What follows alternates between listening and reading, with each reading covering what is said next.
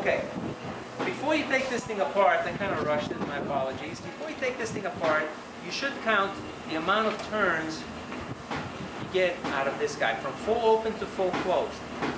This is not a bolt. It's not holding anything together. All it is think of it as a faucet. You don't want to cram this thing in there because if you look at the end, it's a pretty delicate little taper. You jam this thing into the bottom, you're liable to put a burr on it. You don't want to do that. But same token, don't top it out so hard that you mess up these aluminum little adjusters. They're very soft. This stuff does round off way, way too easy. So you got to be gentle with this. Like I said, it's not a bolt, it's not holding anything together. Some bikes have clicks. Some bikes just have turns, like Honda. I prefer clicks, but it is what it is. You count them first, then you take it apart. The reason for that is when you put it together, there is a, I have to get that prod out. Let me see if I can get in there. Wrong tool, you know. The reason for that is, if you look at this guy here, you notice that it's threaded. It has a bunch of threads. So when you put this thing together,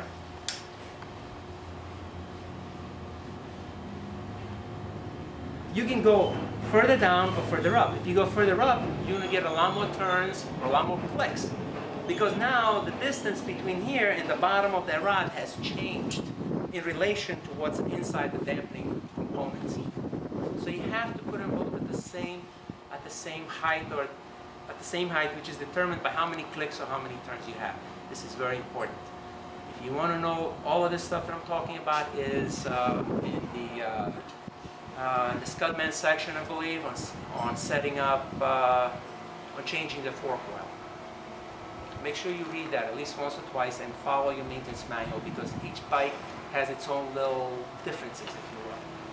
And you don't want to be, you know, I'm just talking generally, not specific. And you need to know the specifics before you get into front end. You need to know which kind of oil, how much you can put in, how much it's going to take. If you have a roll dart, a liter of oil will not cut it.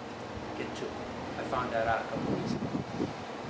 I mean, the forks are about this tall. He says, man, you're going to need about 2 liters of oil. Sure as heck. You needed a lot more than what he had. Okay. Now, for guys who don't have suspension, I think everybody here has adjustable suspension. You can play a lot around with different weights oil.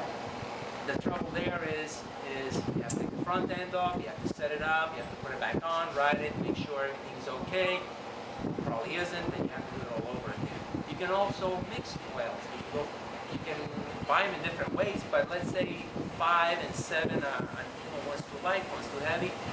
Well, you're going to have to do something. You're going to have to split the difference, maybe mix 2 oils together. You can do that too if you want. It's a lot of work. Just get a sport bike. It's much easier. All right. Upside down front end. They're really the same. They got the same adjustments. You got your compression, you got your rebound damping. This is a Honda one. The Honda one's kind of a pain in the butt because it doesn't give you lines to how far down you go or how far up the spring, and you have to count how many turns. The one big difference about an upside down front end is that you need a special tool to compress the spring, and I'll show you what's going on there. And it's kind of funky.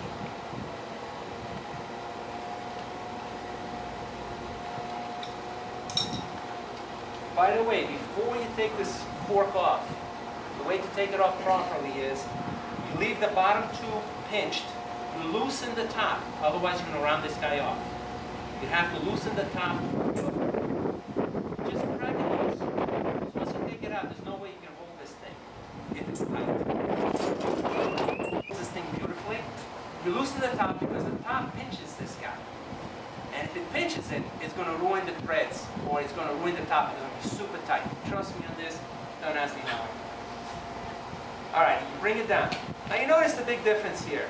Well, you can't see the nut. What the hell's up with that? Well, there are tools. Which one am I going to use? I can use, doesn't matter.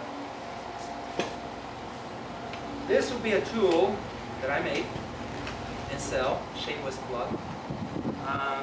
But you do need this. Without this, there's no way you're going to take this thing apart. Well, actually, there's one guy who claims he can do it. I'd like to see that.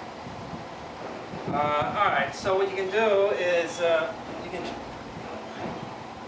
would just crank this guy down. Make sure you don't get.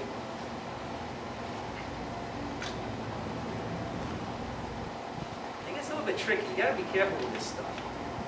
I mean, you don't want this stuff to go flying. There's the nut. You see it? And you go the same procedure as that. It's just that without this tool, this thing's pretty tight. Without this tool, you can't get your hands in there. It just becomes a nightmare. You don't want to do this without a special tool. You can buy them. They're about, as I've said, this particular one, I mean, the ones that they sell are very expensive. They're $300. I sell these much cheaper, $75. But don't attempt to take the front end off unless you have this tool. You're just wasting your time. What's going to happen is you're going to have it taken apart and you'll never be able to put it back together again. And then you better hope it up in town. So, any questions on the front end, hydraulics, or anything like that? Come on, somebody's got to have something. I can't be that good. I guess we can start actually adjusting a bike. And I have a record like this already. Needless to say, you need to read the maintenance manuals. They can all be had for free on the internet.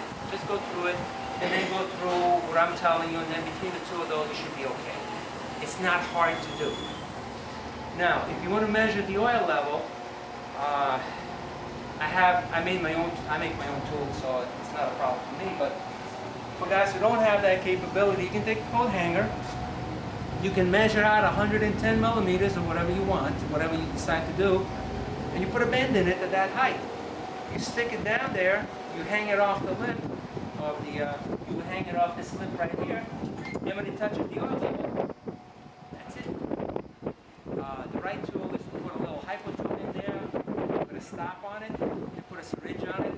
Then you suck the oil out. You start drawing air. You're at the right level. That's an easy way to do it. But you know, it doesn't justify